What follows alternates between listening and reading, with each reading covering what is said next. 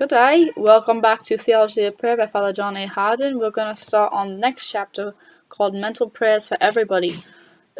But if you haven't listened to the first part of the book, you should listen to that first. I've taken it day by day, so you don't have to listen to all at once, just build on it. So, mental prayer is for everyone. Many people have never heard about mental prayer, and among those who have, many could not explain what it is. And among those who could accurately describe mental prayer, not all could put it into practice. Even among those who practice mental prayer, not all of them, I am sure, profit from its use as well as they could. For all these reasons, it seems worthwhile to look at mental prayer as closely as we can so that we might better appreciate what treasure that is, and appreciating its value might engage in what some of the saints, like Saint Teresa of Avila, have said is absolutely necessary to achieve sanctity. No mental prayer, no holiness. And I would add, it is necessary not only to achieve sanctity, but sometimes even to preserve one's sanity. Oh my goodness. What then is mental prayer? Mental prayer can be simply defined. It is the prayer in which the sentiments which we express are our own and not those of someone else. Thus understood, mental prayer is actually the heart and the substance of all prayer worthy of the name, because even when, as generally as it happens, the words we use in vocal prayer are those of someone else, the psalmist, or even of Christ or the Church, we must still somehow make these words our own, appropriate them, and identify ourselves with them, with what we are saying. Otherwise, we'll be merely pronouncing syllables, and really not praying at all. So all vocal prayer must, at least to some extent, also be mental prayer. However, the prayer which we are here speaking is something more refined. It is that form of prayer in which we ourselves, under the impulse of grace, make up the words we use as expressions of what is already in our hearts. The degree of this internal expression of our sentiments is a matter of taste or temperament. In essence, however, mental prayer is interior prayer. We entirely vocalize what is inside of us in such language as we may need to tell God what is in our hearts. All prayer, from the highest raptures of mysticism to the lowly fingering of the beads, is a conversation with the invisible world of God, His angels, and the saints. As a conversation, it is therefore a communion of mind with mind, and of spirit with spirit, a spirit with a spirit world that is unseen by the senses, but ever so seen by the eyes of faith. Whoever said the unseen was unreal? Only the unbeliever. In mental prayer, this conversation has certain qualities that makes it distinctive. The conversation with the invisible world is my conversation. I do not, as such, go elsewhere to think of what to say, but say what is on my mind and in the depths of my soul.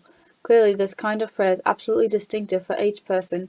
The conversation is spontaneous. It arises by a kind of heavenly instinct in words and terms of thoughts that are quite unrehearsed. In mental prayer, we are not exactly making a speech to God. Moreover, the conversation is a real dialogue between myself speaking and my invisible audiator listening, but it also consists of my invisible audiator speaking and I listening. Mental prayer is not, if it is for real, a monologue. It presumes that as I pray mentally, I am both active and passive, both talker and hearer. When I finish any given period of mental prayer, I am to go away enriched in mind and inspired in heart. Mental prayer is a two-way process, from us to the real world of faith, where God and those in His glory abide, and from Him and them back to us who so desperately need their guidance and inspiration. Needless to say, we should give God a chance to talk back. The art of listening in prayer is a fine art. Finally, conversation in mental prayer is to be an experience. I do not say we must feel in any sensible way the communication between ourselves and the invisible world, but it should be an experience. In mental prayer we are to be, as it were, immersed in what we are doing and involved in our whole being, depending on the degree of intensity we put into prayer, and especially on the grace that God gives us while we are in contact with Him and with those who behold Him face to face. Like asking them, how does God look? They should be able to tell us, and we should be the wiser for the dialogue. Mental prayer, as we might say, is total prayer, where the whole of us, and not only part of us, is consciously and deliberately conversing with God and His friends in glory. You may do other things thoughtlessly or casually. You do not pray mentally without realizing what you are doing. We may compare it with the intense conversation we sometimes have with some person about matters that deeply concern either or both of us.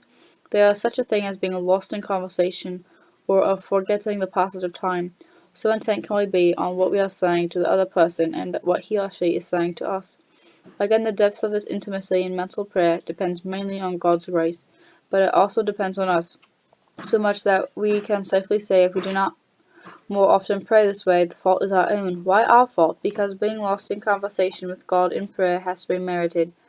This means it has to be worked at, and means making the effort to concentrate on whom we are speaking with when we are praying rather than on whom we are speaking with when we pray rather than on ourselves as doing the praying, even when, as so often happens, the object of our prayer is our own grave needs. Who needs mental prayer? There is an easy answer to that question. Who needs mental prayer? Everyone needs it. Men, women, and children need it. The young and the old, the rich and the poor, people in every profession and situation. They need it not occasionally or when faced with some overwhelming decision or crisis. They need it always, daily. Depending on their lot in life, they may need it often during the day. I speak as one who thinks he needs it often during the day. In order to make more clear this universal need for mental prayer, let me subdivide the faithful into certain categories, pretty much as the Second Vatican Council classified the people of God in encouraging all to respond to the universal call to holiness. What are we talking about? We are talking about mental prayer as the indispensable means of reaching sanctity in all the major states of life to which God calls those whom He has sealed in baptism and signed with the confession of true faith. No two states of life are quite the same. The needs of one are not the needs of the other, and the responsibilities of one are not precisely those of another. One of the pities of our age is that so many people are trying to live at other people's lives. Call it role-playing, or personality substitution, or dissatisfaction with one's state of life. Whatever the name, it is a phenomenon that should be given more attention than it is getting, with all sorts of shifting of life's goals until Western society is writhing with the massive confusion which is the instability it created. It is almost as though there were no states of life. Everyone seems to want to be somebody else. So many women behaving as though they wanted to be men. Men as though they were women. Husbands as though they were not married. Wives as though they had no husbands. Priests as though they were businessmen, politicians, or social activists. And religious as though they were secular men and women in the world. Consequently, when we speak of everyone needing mental prayer, this means that everyone needs a certain amount of regular reflection in God's presence and in conversation with Him, in order to be what God wants him or her to be. The subject we are entering, and we shall soon have to leave it, is a panoramic one, but at least we can take a bird's-eye view of what this concretely means. There are in the main 5 states of life recognized by the Church as being distinct. One is not the other, even when some person may perchance span more than one of these states in his lifetime. There are then 5 states of life, each a special calling from God, and each calls for its measure of mental prayer from the person who wishes to live out his or her vocation, and not someone else's, according to the will of God. There are bishops and priests, and religious, and the married, and the single, whether married before or not. Each has been established by the all-wise governor of the human family. Each has its own corresponding duties that in God's providence cannot be adequately fulfilled or even lived up to, unless each according to his respective vocation practices daily mental prayer. This content of their mental prayer will be different for the simple reason that their vocations are not the same. So we're going to finish that chapter on mental prayer tomorrow. I hope you enjoyed this one. Hope it gave food for thought. It certainly blew my mind because I thought mental prayer was something completely different.